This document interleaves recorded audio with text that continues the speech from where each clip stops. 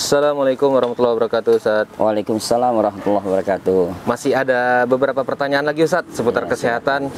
Mudah-mudahan bermanfaat bagi saudara-saudara kita. Insyaallah, insyaallah. Kali ini pertanyaan mengenai tidur, Ustaz. Ya. Karena banyak sekali sahabat-sahabat kita, saudara-saudara kita itu yang mengalami masalah susah tidur dan tidurnya kurang berkualitas, Ustaz, sehingga mengganggu aktivitas sehari-hari dan memicu beberapa penyakit lain, Ustaz. Ya.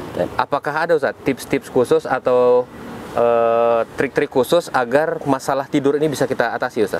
Ya, Bismillah. Jadi kalau kita bicara tidur, ya, tidur ini kenapa waktu malam sendiri adab orang yang mau tidur itu lebih banyak dibandingkan dengan adab orang yang bangun atau berjalan, ya. Adab mau tidur itu Allah kasih perlindungan banyak, membersihkan tempat tidur. Kalau bisa kata Rasulullah minimal sholat sunnah, ya sholat sunnah witir sebelum tidur. Ketika dalam bawa air minum diusahakan dalam keadaan tertutup. Ya, nah ini miring ke kanan. Nah ini semuanya adab-adab. Membaca muawwidzatain diusapkan ke seluruh tubuh. Nah inilah adab-adab yang diberikan ya untuk apa? Membentengi kita lebih jauh, membentengi kita lagi lebih baik. Nah artinya pada malam hari itu ya ini banyak sekali penyakit-penyakit yang kalau adab-adab itu tidak dilakukan maka penyakit-penyakit itu akan menimpa kita. Ya, jadi banyak penyakit, misalnya nanti salah satunya pas bangun tidur sembelit.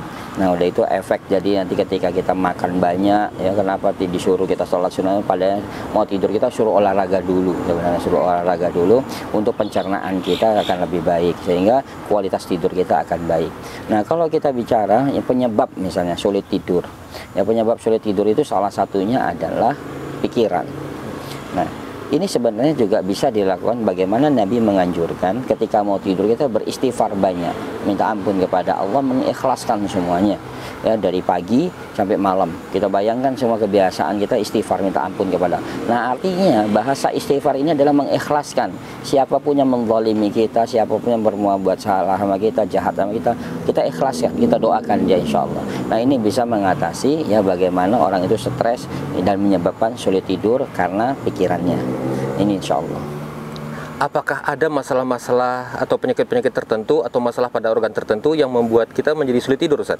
Ya kalau kita bicara masalah pada organ penyakit tertentu itu bisa ya, salah satu tadi organ yang ini adalah tadi sudah jelas tingkat stres itu maka pikiran kita, otak kita itu akan bekerjanya tidak sempurna. Nah yang kedua lambung. Nah lambung ini juga akan menyebabkan kita sulit tidur. Ya lambung, udah gitu nanti ketika organ paru-paru juga karena sesak segala macam jadi batuk. Nah ini juga bisa menyebabkan sulit tidur.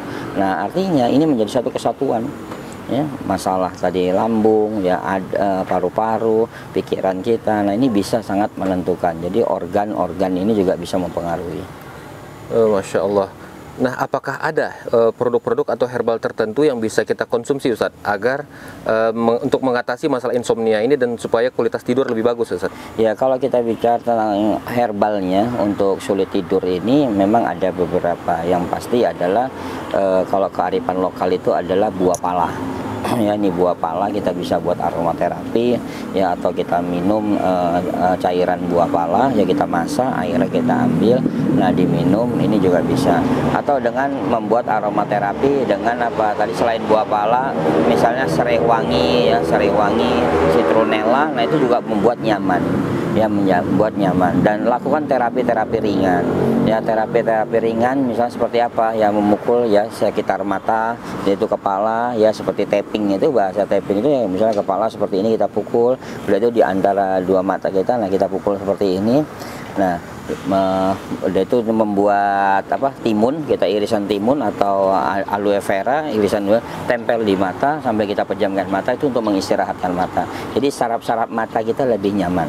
Nah terus apalagi misalnya kalau madu, nah ini madu perlu ya, bagaimana caranya ini juga untuk orang yang sulit tidur bisa lakukan sekali aja, misalnya setiap pagi atau setiap sore, nah pejamkan mata, dioleskan madu, buka pelan-pelan biar madunya itu meresap. Memang nyeri sekali, tapi setelah nanti keluar air mata diusap, nah cuci matanya bersih segala macam.